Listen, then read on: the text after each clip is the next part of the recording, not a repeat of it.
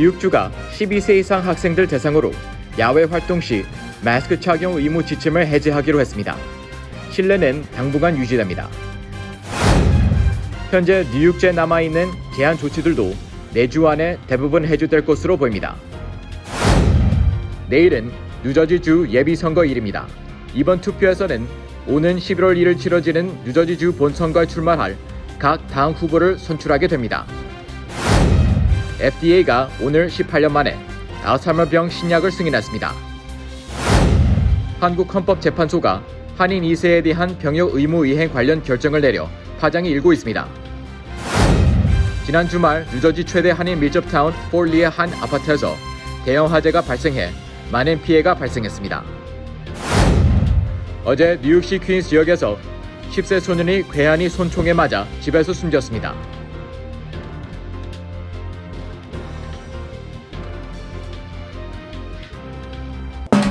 노아은행 맨해튼 지점이 한인타운 중심부인 31가와 32가 사이 피프스 아비뉴 1층으로 확장 이전했습니다. 동포 사회에 꼭 맞는 다양한 상품과 고객 만족 서비스로 여러분께 다가가겠습니다. 한인 비즈니스의 내일을 생각하는 은행 노아은행, 멤버 FDIC and Equal Housing Lender.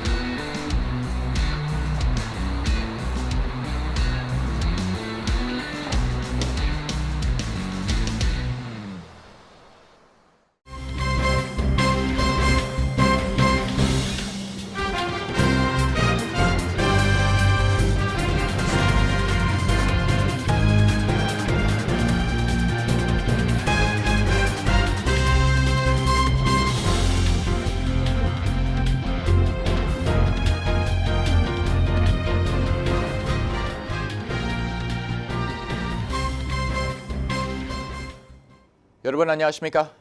KBTV 뉴스9 이창원입니다. 뉴욕주 보건당국이 질병통제예방센터 CDC가 권장한 학생들의 마스크 착용 의무 고수 입장을 유지하겠다고 밝힌 지 하루도 되지 않아 오늘 다시 학생들의 마스크 착용 의무 조치를 야외에서만 해제한다고 밝혔습니다. 최근 몇 차례 번복된 주 정부의 지침과 시 정부와의 정책 차이로 학생과 학부모들의 혼란이 가중되고 있습니다. 오늘 앤드루 쿠머 뉴욕 주지사는 뉴욕주 내 12세 이상 학생들을 대상으로 야외에서의 마스크 착용 의무 조치를 해제하고 선택사항으로 전환한다고 발표했습니다.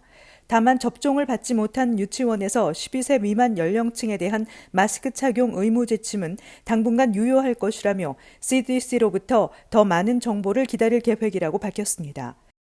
지난주 하워드 주커 뉴욕주 보건국장이 연방질병통제예방센터에 서한을 보내 CDC 측이 별도의 반대 의견을 밝히지 않는다면 오늘부터 초중고등학교와 캠프에서 마스크 착용 의무 조치를 해제할 것이라고 밝힌 가운데 CDC는 이번 학기 동안 일관된 실내 마스크 착용 의무화 등 코로나19 예방 관련 수칙을 계속 따를 것을 권장한다고 밝혔습니다.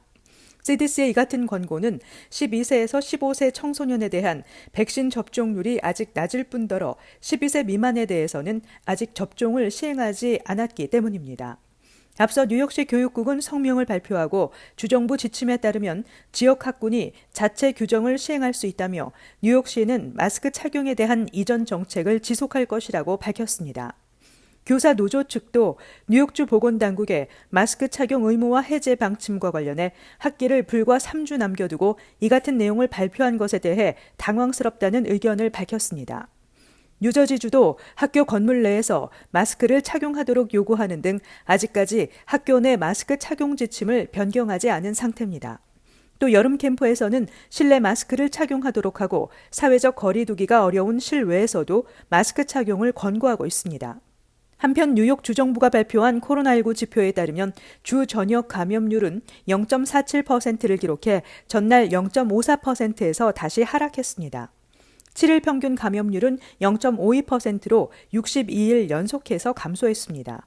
뉴욕시와 롱아일랜드의 7일 평균 감염률은 각각 0.43%로 주 전역 평균보다 낮은 수준을 나타냈습니다. 이런 가운데 주정부는 코로나19 백신 접종을 촉진하기 위해 백신 복권 프로그램을 11일까지 연장해서 시행하기로 했습니다.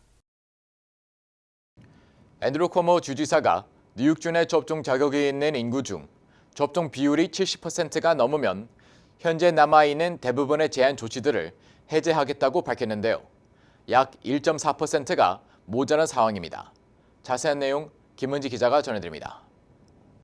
오늘까지 뉴욕 성인 인구 중 최소 1회 이상 접종을 받은 비율은 68.6%입니다.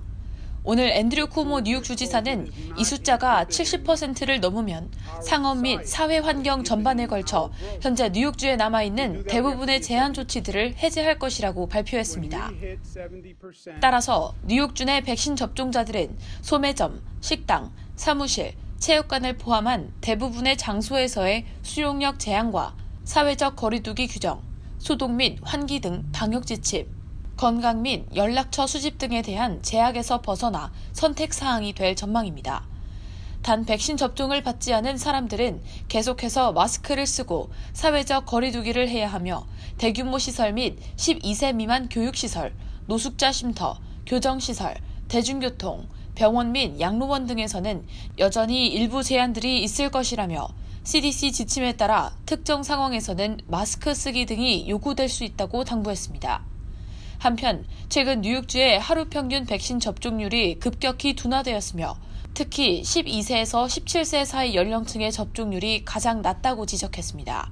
이 같은 접종 속도라면 빨라야 이번 주 또는 다음 주로 넘어갈 가능성도 높습니다. 이에 따라 쿠오모 주지사는 접종률이 가장 낮은 우편번호 지역부터 공략해 백신 접종 독려 캠페인을 실시할 계획을 발표했습니다. KBTV 뉴스 김은지입니다. 한인 후보 12명이 출사표를 던진 가운데 내일 뉴저지 예비선거가 치러집니다. 오전 6시부터 오후 8시까지 진행되는 뉴저지 예비선거는 오는 11월 2일 치러지는 뉴저지 본선거에 출마할 각 당의 후보를 선출하게 됩니다. 올해 뉴저지에서는 주지사와 주 상하원의원, 각 카운티별 커미셔너, 타운시장, 시의원 등을 선출하게 되는데 예비선거에 출마한 한인 후보들은 총 12명입니다. 뉴저지 최초의 한인 하원의원에 도전하고 있는 앨런 박 전 시의원은 37선거구 민주당 예비선거에서 역시 뉴저지 최초의 무슬림 하원의원에 도전하는 샤마 하이더 후보와 러닝메이트로 출마해 주목되고 있습니다. 대표적인 한인타운인 팰리세이즈 파크에서는 뉴저지 한인 최초로 6선에 도전하는 이종철 후보와 시의원 재선에 나서는 폴 킴 후보, 그리고 7년 만에 시의원에 재도전하는 제이슨 킴, 팰리세이즈 파크 교육위원 3명이 경쟁을 펼치게 됩니다. 팰리세이즈 파크 공화당 시의원 예비선거에 나선 스테파니 장 현 교육위원은 상대 후보가 없어 이미 본선거행을 확정지은 상태입니다. 장 후보는 특히 최근 불거진 타운 정부의 혈세 남용 사태의 근본 원인이 장기간 이어진 민주당의 시의회 독점에서 비롯됐다며 타운 정부 내 견제와 균형을 기치로 내걸고 있습니다. 리치필드에서는 데니스 심 시의원이 4선에 도전하고 레오니아 민주당 예비선거에서는 조앤 최 의원이 재선에 도전합니다. 클로스에서는 3선을 노리는 제니정 시의원이 민주당 예비선거에 출사표를 던졌고 공화당 예비선거에서도 크리스토퍼 조 후보가 출마해 앞으로 본선거에서 한인 후보 간 격돌이 예상되고 있습니다. 듀몬트에서는 지미체 시의원이 민주당 예비선거에 출마해 재선을 노리고 올드테판 공화당 예비선거에서는 진유 시의원이 역시 재선을 노리고 출사표를 던졌습니다. 에지워러에서도 한인 시의원 후보가 예비선거에 도전장을 내밀었는데 미셸 한 후보가 공화당 예비선거에 출마했습니다.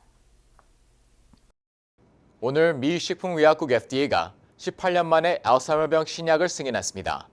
병의 근본적 원인에 대응하기 위해 개발된 신약이 승인받은 것은 이번이 처음이라는 평가도 나오고 있지만 약의 효능에 대한 논란이 이어질 것으로 예상됩니다. 자세한 내용 김은지 기자가 전해드립니다. 오늘 FDA는 제약사 바이오젠이 일본의 에자이 제약사와 함께 개발한 알츠하이머병에 대한 신약을 승인했다고 AP통신 등이 보도했습니다.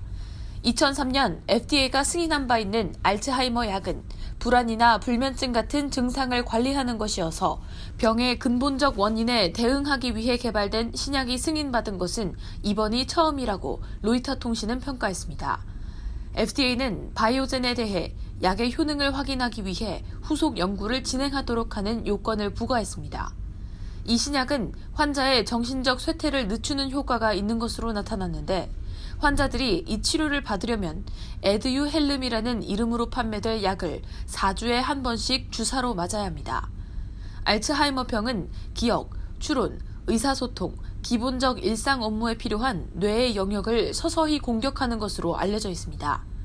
한편 환자나 가족 등은 새 치료제가 작은 효능이라도 있다면 승인해야 한다고 주장했지만 많은 전문가는 효과가 의문스러운 치료제의 문을 열어줌으로써 위험한 선례를 만들 수 있다고 경고하고 있습니다. 블룸버그 통신은 FDA가 논란을 빚는 치료법을 승인했다며 알츠하이머병 치료에 극적인 변화를 불러올 획기적인 결정이라고 평가했습니다. 일부 의학 전문가들은 이 약이 승인되면 장내 약제들의 승인 기준이 대폭 낮아질 것이라는 우려를 제기했습니다. 현재 미국에서 약 600만 명, 전 세계적으로 약 3천만 명이 알츠하이머병을 앓고 있으며 이 수는 2050년 안에 배로 늘어날 전망입니다. KBTV 뉴스 김은지입니다. 한국헌법재판소가 미국에서 태어난 한인 2세라도 선천적 복수 국적 신분으로 한국에 3년 이상 체류하면 병역 의무를 이행해야 한다는 결정을 내려 파장이 일고 있습니다. 앞으로 한인 2세라 할지라도 한국에 장기 체류를 할 때 각별한 주의가 요구되고 있습니다. 현재는 최근 미국에서 태어난 A씨 등이 병역법 시행령 128조 7항 2호는 위헌이라며 낸 헌법 소원 사건에서 재판관 전원 일치 의견으로 이 병역법 조항은 재외국민 2세가 3년 넘게 한국 내에 머물면 병역 의무를 이행하도록 하는 내용입니다. 현행 법상 선천적 복수 국적 신분의 재외국민 2세는 37세까지 국외 여행 허가를 받는 형식으로 병역을 연기할 수 있습니다. 하지만 병역법 시행령 128조 7항 2호는 18세 이상 재외국민 2세가 3년을 초과해 국내에 체류하면 병역 연기 혜택을 받지 못하도록 하고 있습니다.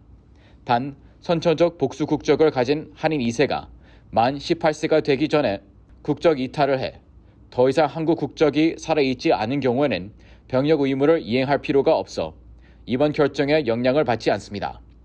이 조항은 당초 1994년 1월 1일 이후 출생자에 대해서만 적용됐지만 2018년 5월 법이 개정되면서 한국 국적이 살아있는 모든 재외국민 2세가 대상이 됐습니다.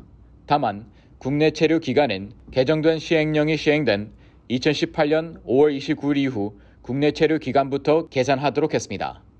이같이 법이 바뀌자 1993년 12월 31일 이전에 출생한 재외국민 2세 A씨 등은 개정된 시행령이 행복 추구권과 거주 및 이전의 자유 등을 침해한다며 헌법 소원을 냈습니다. 그러나 현재는 재외국민 2세는 외국에서 출생해 출생, 성장, 언어, 교육, 문화 등의 차이가 있다는 이유로 상당한 특혜를 부여한 것이라며 국내에 3년을 초과해 머물면 생활의 근거지가 대한민국이라고 볼 수 있으므로 특례 배제에 합리적 이유가 있다고 판시했습니다. 선천적 복수 국적이란 미국 등 해외에서 태어나 출생 국가 국적을 부여받은 2세라도 출생 당시 부모 중 한 명이라도 한국 국적자일 경우 자동적으로 한국 국적이 부여돼 자신이 원하지 않은데도 복수 국적자가 되는 한국 국적법상 제도입니다. 한인들이 대거 밀집 거주하고 있는 뉴저지 포틀리의 5층 아파트에서 지난 주말 대형 화재가 발생해 아파트 건물이 전소됐습니다. 다행히 인명 피해는 없었지만 대규모 재산 피해와 이재민이 발생했습니다. 포틀리 타운 정부에 따르면 5일 오후 3시 30분쯤 조지 워싱턴 브리지 인근 포틀리 허드슨 테라스의 5층 아파트에서 화재가 발생해 빌딩이 전소되고 어제 오전 1시 25분쯤 불길이 진화됐습니다. 화재로 인해 인근 타운들 소방관들도 출동했으며 화씨 90도가 넘는 더운 날씨로 화재 진압에 어려움을 겪었습니다. 화재 피해를 입은 아파트는 36세대가 거주하고 있었으며 이 가운데 한인 거주자도 적지 않은 것으로 알려졌습니다. 마크 소콜리치 포틀리 시장은 화재로 인해 다친 주민은 없으며 화재로 아파트 건물이 전소됐고 30여 세대 모두가 손실 피해를 입었다고 밝혔습니다. 포틀리 타운 정부와 적십자는 화재로 집을 잃은 약 12가정에게 호텔을 제공했고 다른 가정들에게도 도움을 제공하고 있습니다. 소콜리치 시장은 지난 2012년 허리케인 샌디 피해 당시 설립한 펀드를 통해 이재민들을 도울 것이라고 밝혔습니다. 어제 오후 9시 30분경 뉴욕시 퀸스 지역 펄워크 선상에 있는 주택에서 10세 소년이 괴한이 손총에 맞아 숨졌습니다. 이 소년과 함께 있었던 삼촌도 부상당했습니다. 보도에 김은지 기자입니다. 경찰에 따르면 범인은 길거리에서 집을 향해 최소 8발의 총을 쐈으며 저스틴은 몸통에 총을 맞아 의식을 잃은 상태에서 병원으로 이송됐지만 곧 숨졌습니다. 소년의 삼촌도 어깨에 총상을 입었지만 위독한 상태는 아닌 것으로 알려지고 있습니다. 경찰은 범인은 삼촌을 표적으로 총을 쐈지만 조준 실패로 저스틴이 총을 맞은 것으로 보고 범행 동기를 조사하고 있습니다. 현장 상황이 찍힌 감시 카메라 영상을 보면 일요일 오후 SUV 승용차 한 대가 서서히 집 앞에 멈추자 마스크를 착용한 총잡이가 차에서 나와 현관을 향해 총격을 가하고 도망가는 모습이 보입니다. 경찰은 총격 사건이 발생하기 전에 저스틴의 삼촌이 이웃 불량배들과 주차 문제로 시비를 벌인 사실을 밝혀내고 불량배들이 주차 분쟁 관련 보복 총격을 가한 것으로 보고 있습니다. KBTV 뉴스 김은지입니다. 뉴 밀레니엄 뱅크에서 SBA 론 빅 프로모션을 실시합니다. 첫째, 클로징 기준 융자 금액 3%의 SBA 보증 수수료를 면제해드립니다. 둘째, 향후 3개월 동안 원금과 이자를 대신 내드립니다. 셋째, 최소 10% 다운으로 건물 구입과 융자 신청이 가능합니다. 위 내용은 SBA 승인을 대상으로 하며 모든 대출자가 자격이 되는 것은 아닙니다. 본 혜택은 2021년 9월 30일까지이며 SBA에 의해 조기 종료될 수 있습니다. 기타 약관과 조건이 적용되며 프로그램과 약관과 조건은 예고 없이 변경될 수 있습니다. FDIC 멤버 앤 이퀄 하우징 렌더. 뉴욕주 상하원은 최근 푸드스탬프를 이용하는 노숙자와 노인, 장애인들이 식당 음식과 핫푸드 등을 저렴한 가격에 구입할 수 있도록 하는 법안을 각각 통과시켰습니다. 현재 뉴욕주 규정에 따르면 푸드스탬프 이용자들은 과일과 채소, 빵과 곡물, 유제품, 고기와 생선 등만을 구입할 수 있으며 식당 음식과 핫푸드, 주류와 비누, 애완동물 사료, 비타민, 휴지, 탈취제 등은 구입할 수 없습니다. 법안이 시행되면 노숙자와 노인, 장애인들은 연방 식당 급식 프로그램에 참여하는 뉴욕주 전역의 식당과 델리, 식료품점에서 할인된 가격으로 식당 음식과 핫푸드를 구입할 수 있게 됩니다. 뉴욕주 상하원은 예외 없이 18세 이상만 합법적으로 결혼을 할 수 있는 내용의 법안을 표결에 붙여 각각 통과시켰습니다. 법안은 뉴욕주 의회가 지난 2017년에 통과시킨 법안에 포함된 부모의 동의와 판사가 승인할 경우 17세 이상은 결혼할 수 있다는 예외 조항을 삭제했습니다. 뉴욕주는 지난 2017년부터 결혼 허용 연령을 18세 이상으로 상향 조정했지만 17세에서 18세 사이 청소년이 결혼 시 부모와 사법부의 승인을 받도록 절차를 개정한 바 있습니다.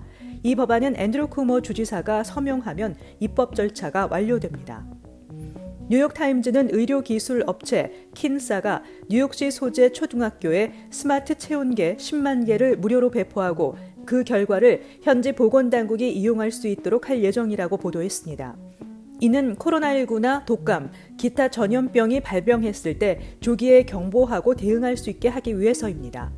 킨사는 인터넷과 연결된 스마트 체온계를 만든 의료기술 업체로 지난해 코로나19가 강타했을 때 사망률이 급증하기 18일 전 지역에서 이례적으로 체온이 치솟는 것을 확인한 바 있습니다. 뉴저지 연방법원이 리츠필드에 거주하는 한인 강모 씨에 대해 총 270만 달러 규모의 부동산 금융 사기를 벌인 혐의를 인정해 1년 6개월의 징역을 선고한 것으로 알려졌습니다. 강 씨의 혐의는 은행 사기와 송금 사기 등입니다. 이외에도 강 씨는 3년간의 보호 관찰과 총 83만 5천 달러의 부당 이익에 대해 몰수형에 처하게 됐습니다. 두 개의 부동산 중개업소를 운영하던 강 씨는 2013년 6월부터 2017년 1월까지 4년여에 걸쳐 몰개지를 내지 못해 압류를 앞두고 있는 부동산의 숏세일을 중개하면서 사기 행각을 벌인 것으로 알려졌습니다. 잠시 후 커뮤니티 브리핑을 전해드립니다. 노아은행 맨해튼 지점이 한인타운 중심부인 31가와 32가 사이 피프스아비뉴 1층으로 확장 이전했습니다. 동포 사회에 꼭 맞는 다양한 상품과 고객 만족 서비스로 여러분께 다가가겠습니다. 한인 비즈니스의 내일을 생각하는 은행 노아은행, 멤버 FDIC and Equal Housing Lender.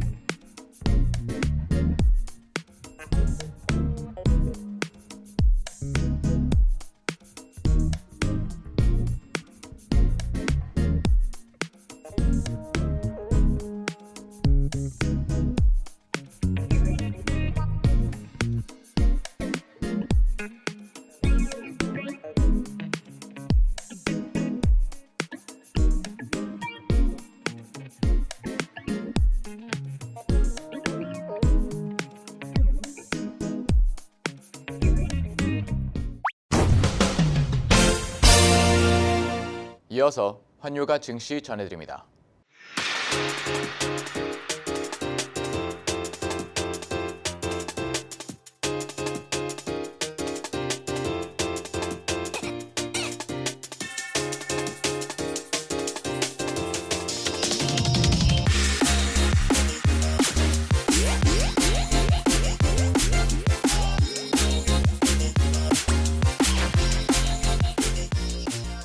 잠시 후 뉴욕과 뉴저지 날씨 전해드립니다.